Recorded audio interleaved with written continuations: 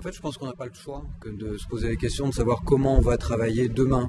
En fait, on devrait même se poser la question de savoir comment on devrait commencer à travailler autrement aujourd'hui. Bon, il y a toujours un décalage entre le monde politique et puis le monde du réel. Donc je pense que c'est une question que tout le monde doit se poser ensemble, très rapidement, et qui n'est pas si connotée que ça. Parce qu'autrement, pour un certain nombre de personnes, ça veut dire déshabiller les uns au profit des autres. Enfin, on voit bien les messages sous-jacents qui peuvent arriver là-dessus. Travailler autrement, c'est très impacté par le numérique, bien évidemment. C'est un monde qui est ouvert 7 jours sur 7, 24 heures sur 24, avec une économie qui, elle, est figée par un certain nombre de règles. Travailler autrement, ça veut dire aussi une prise de conscience qu'il y a des choses beaucoup plus transversales. C'est-à-dire que tout à coup, c'est plus le haut qui alimente le bas, mais c'est des gens qui savent, qui peuvent alimenter des gens qui ont envie de savoir.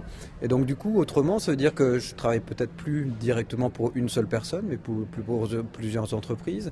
Ça veut dire que je suis peut-être plus le salarié de quelqu'un, mais que je deviens mon propre patron à disposition d'un certain nombre d'autres. C'est-à-dire que je commence finalement à m'émanciper, même si je ne veux pas retomber dans une notion d'esclavage et de travail, ça serait quand même assez malvenu pour un entrepreneur. Mais je pense que c'est ça aujourd'hui qui se passe. C'est-à-dire que des gens prennent conscience qu'ils ont un savoir-faire, qu'ils peuvent le partager et qui ne se fait plus forcément dans une relation uniquement bilatérale entre un employeur et un salarié.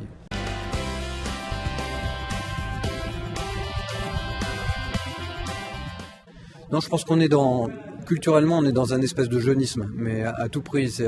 Le numérique pousse beaucoup à ça, mais de l'autre côté aussi, tout ce culte du corps, de l'anti-vieillissement fait qu'aujourd'hui, être vieux, c'est une tare monumentale et de plus en plus tôt. C'est ça qui est horrible en fait. Donc c'est-à-dire que l'intergénérationnel, il ne s'impose pas de lui-même. Il faut vraiment l'insérer dans la société.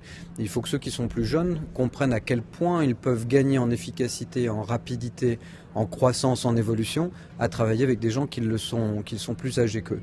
Donc l'intergénérationnel, c'est le sujet de tous les pays développés pour les 30 prochaines années. Ceux qui ne sauront pas enfourcher ce sujet vont avoir une société qui va se fragmenter, se briser, se dissoudre, et ça va vraiment causer même des problèmes, je veux dire, sociétaux et sociaux monumentaux.